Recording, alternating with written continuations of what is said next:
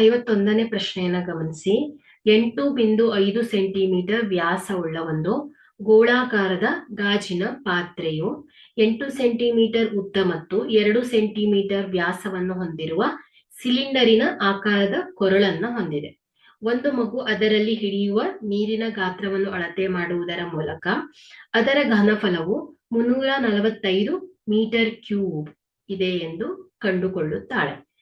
ಮೇಲೆ ಕೊಟ್ಟಿರುವ ಅಳತೆಗಳು ಅದರ ಒಳಭಾಗದ ಅಳತೆಗಳು ಎಂದು ಭಾವಿಸಿ ಅವುಗಳ ಉತ್ತರವು ಸರಿಯಾಗಿದೆ ಎಂದು ಪರೀಕ್ಷಿಸಿ.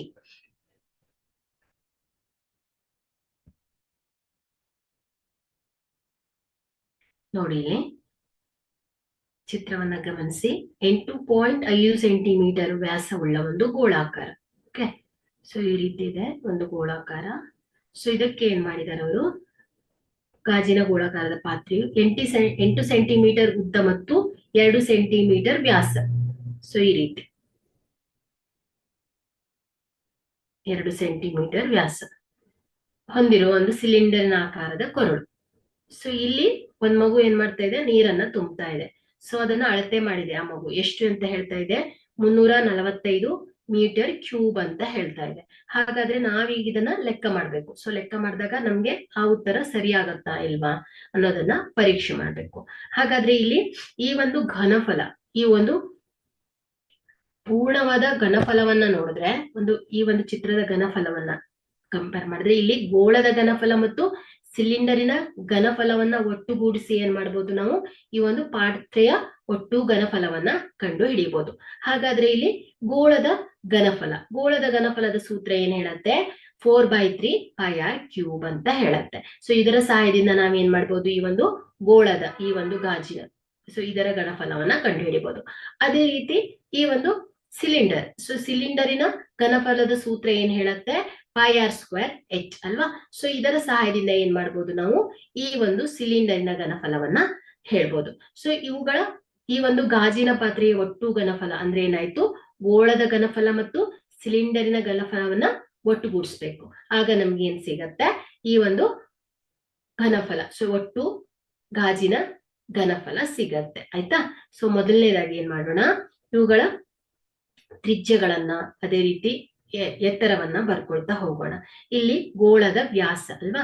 ಸೊ ಮೊದಲನೇದಾಗಿ ವ್ಯಾಸ, ಗೋಳದ ವ್ಯಾಸ.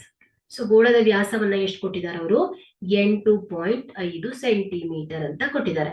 ಹಾಗಾದ್ರೆ ಇಲ್ಲಿ ತ್ರಿಜ್ಯ ಏನಾಗತ್ತೆ, ಸೊ ತ್ರಿಜ್ಯ ಇಲ್ಲಿ R1 ಅಂತ ತಗೊಳ್ತೇನೆ. ಯಾಕಂದ್ರೆ ಇಲ್ಲಿ ಈ ಒಂದು ಸಿಲಿಂಡರಿನಲ್ಲಿ ವ್ಯಾಸ ಬೇರೆ ಇದೆ, ಅದೇ ರೀತಿ ಈ ಒಂದು ಗೋಳದಲ್ಲಿ ಇದರ ವ್ಯಾಸನೇ ಬೇರೆ ಇದೆ. ಅದಕ್ಕಾಗಿ ನಾ ಏನ್ ಮಾಡ್ತೀನಿ, ಸಪರೇಟ್ ಆಗಿ ಈ ಗೋಳದ ವ್ಯಾಸ ತ್ರಿಜ್ಯವನ್ನ R1 ಅಂತ ತಗೊಳ್ತೇನೆ, ಈ ಒಂದು ಸಿಲಿಂಡರಿನ ತ್ರಿಜ್ಯವನ್ನ R2 ಅಂತ ತಗೊಳ್ತೇನೆ. ಹಾಗಾದ್ರೆ ಇಲ್ಲಿ ಏನಾಯ್ತು, ಗೋಳದ ವ್ಯಾಸ R1 ಬರಬರಿ ಏನಾಯ್ತು, 8.5 ಭಾಗಿಲೆ 2. ಸೊ ಇದೇನಾಗತ್ತೆ, 4.25. ನೋಡಿ, 2 ಬಂದ್ಲೆ 2, 2 4 8 ಬಿಂದು 2, 2 4, 1 ಉಳಿಯುತ್ತೆ, 2 5 10 ಆಗುತ್ತೆ. ಸೊ ಏನಾಯ್ತು, ಇದು 4.25. ಸೊ ಈ ಗೋಳದ ತ್ರಿಜ್ಯ ಆಯ್ತು. ಸೊ ಅದೇ ರೀತಿ ಸಿಲಿಂಡರ್ನ ವ್ಯಾಸ.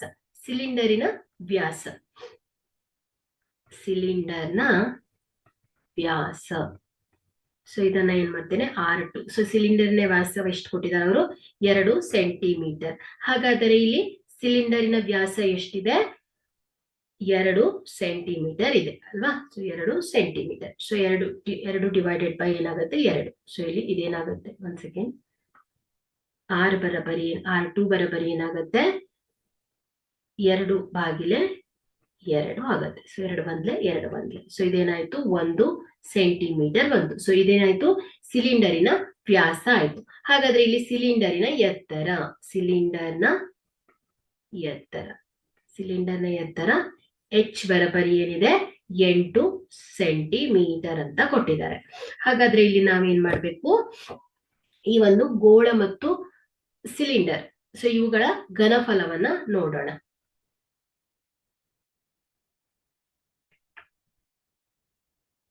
ಸೊ ಘನಫಲವನ್ನ ಲೆಕ್ಕ ಹಾಕಿದ್ರೆ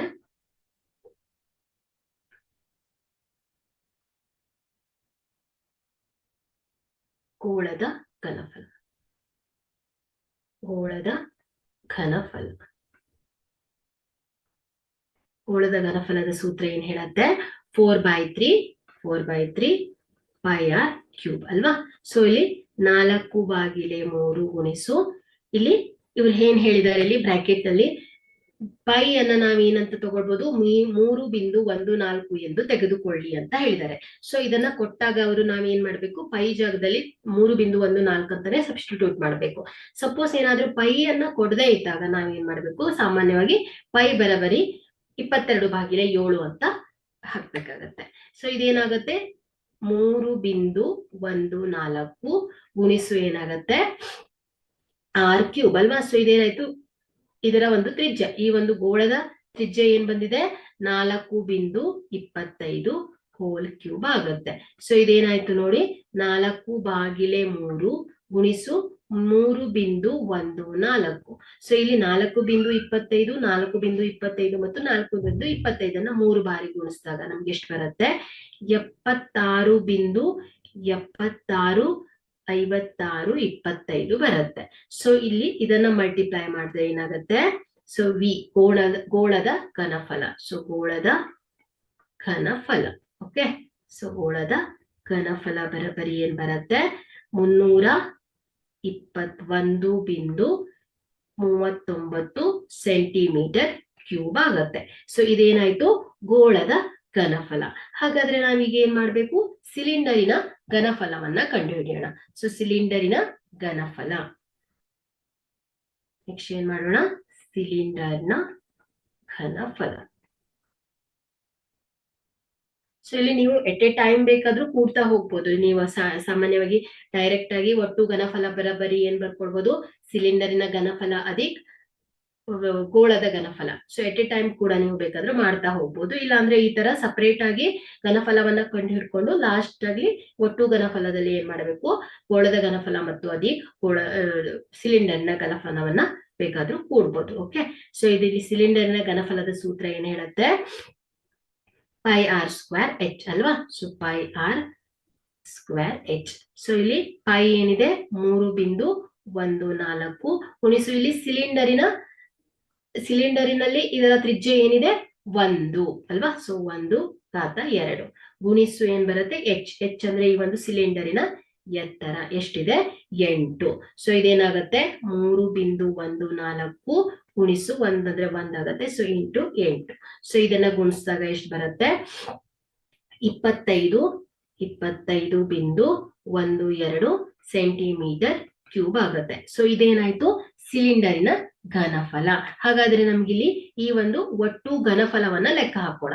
ಸೊ ಒಟ್ಟು ಘನಫಲ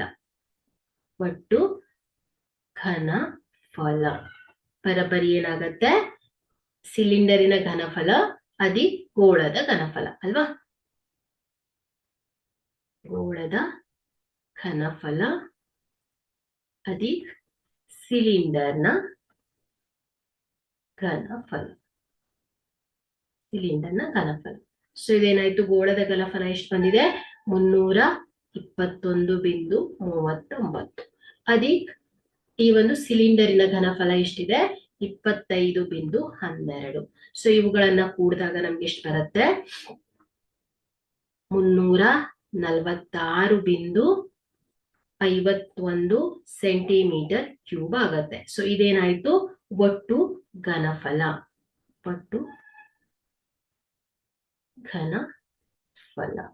ಸೊ ಇಲ್ಲಿ ನೋಡಿ, ಮಗುವಿನ ಉತ್ತರ ಏನಾಗಿತ್ತು, 345. ಸೊ ಮಗುವಿನ ಉತ್ತರ ಏನಾಗಿತ್ತು, 345 ಮೀಟರ್ ಕ್ಯೂಬ್ ಅಲ್ವಾ. ಸೊ ಇಲ್ಲಿ ನಮ್ಗೆ ಎಷ್ಟು ಬಂದಿದೆ, 346.51 ಸೆಂಟಿಮೀಟರ್ ಕ್ಯೂಬ್ ಬಂದಿದೆ. ಹಾಗಾದ್ರೆ ಇಲ್ಲಿ ಏನಾಯ್ತು, ಮಗುವಿನ ಉತ್ತರ ಸರಿಯಾಗಿಲ್ಲ ಅಂತ ಹೇಳ್ಬೋದು ನಾವು. ಓಕೆ.